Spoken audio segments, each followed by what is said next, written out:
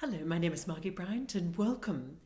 And thank you so much for reaching out and asking about the 14-day challenge and asking for my notes.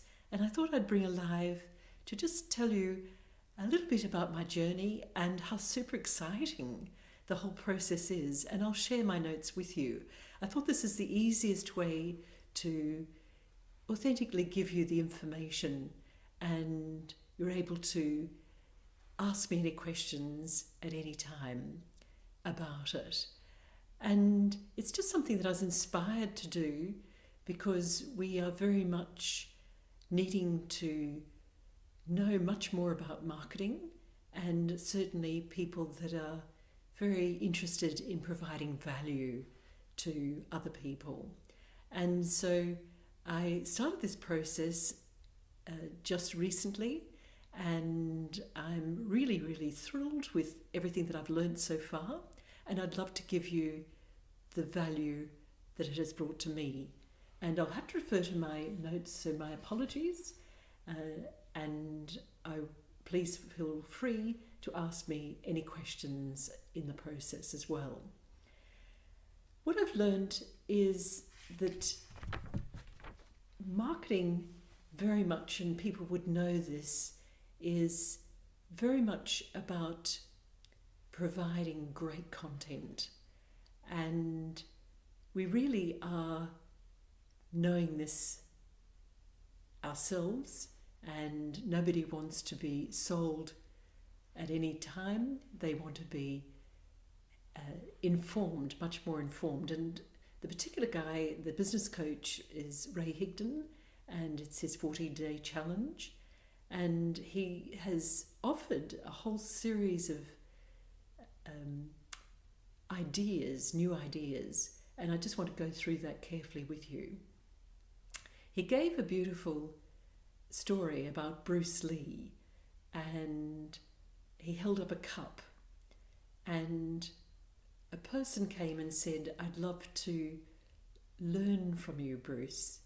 And Bruce said, "Are you ready to empty your cup?" And how true that is for all of us, that we need to know that we don't know what we don't know, and to be always humble and to be ready to learn. And in my journey, that's why I've put myself forward in this process. I did study marketing, and I have had a background in that at university, but we are always lifelong learners. And I know everyone that is interested in my notes are in the same boat as I am with that. And he went on to say, stop overthinking. And he gave some very practical tips, and I'd love to add extra information that I've learned in this journey and provide value to you. So number one, when you're doing a Facebook Live, first of all, engage with other people and like and comment on their posts well before you even think of doing a live yourself. And this is because it helps with the algorithms of Facebook and helps for more engagement. People are now knowing that you're commenting on their posts and will provide value back to you, hopefully, if you provide value in your Facebook Live. And only spend 5 minutes on that. It's a really important process, but don't get lost in the traffic. It's not engaging where you go down the rabbit warren and start reading all of the posts. It just should be a light engagement, not a heavy one. But he recommended about 20 posts. And don't overthink it. Now, key to your Facebook Lives is the title, and posing a question is a great idea. And start off immediately by posing a question in your live. Provide content which is obvious to everybody here, and then provide a call to action congruent with what content that you've provided in your talk. So one for me might be 3 tips for having healthy skin, and you'd know that I would have a call to action on that and a reach out and message me to get more tips and whatever was that particular content. So tailor it to whatever content that you have. Then to add more value is go and like the comments and comment on the comments that have been so kindly offered to you. Engage with people. It's all about a relationship with other people, and just ensure that you have that well factored into your appraisal. And he gave some statistics which I'd love to pass on to you. Was 1 to 2% are ready to buy at any stage. Only 1 or 2%. 5% of the population will never buy, no matter what you do, whether you stood on your head or whatever. 93% of the people in Facebook are needing more information, which we all appreciate, I believe. They may have a problem that you're offering or your service is offering, but they need much more information before they can decide.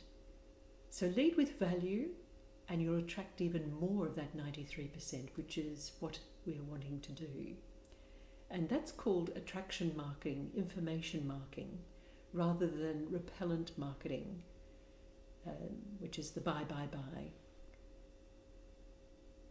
And when you give tips, loads of people reach out to you, and that's really an important thing to realize. He then has gone on and helped with saying that we don't have a standing army on Facebook. We have more of a moving parade, and I love that analogy, that you're engaging with different people at any one time. Even if you did a Facebook Live every day, you would only get, you'd still get new people coming in. So follow a structure, introduce a question, and provide valuable content, and remember to have a call to action. And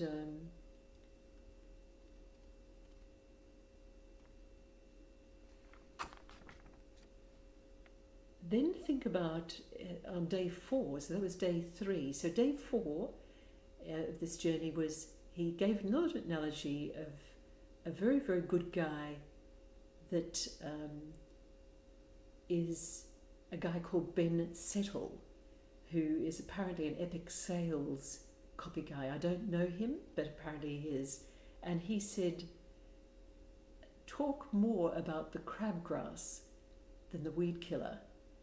I think that's a fun way of saying focus on the problem you're trying to solve rather than what you're actually offering as a service or an opportunity or a product, whatever it is. And I think that's really very valuable. Additional benefit, I think, has come from saying that and he gave some other examples, like teeth. If you were selling teeth, think why people spend $20,000 on getting their teeth fixed. And they're not actually buying teeth so that they're better to chew on. So this is sort of people have them whitened or straightened or whatever. They're buying teeth to have more confidence and to increase their sex appeal and to feel better about themselves. And we can well appreciate that. And so if you were marketing for teeth, you'd be selling to that 3 ways to raise your self-confidence. The same as if you're in a travel agent or a travel agency and that was your business, you would stop focusing on saving money for trips and start focusing on marketing, saying, be the best storyteller at dinner parties because of all the places that you've travelled to.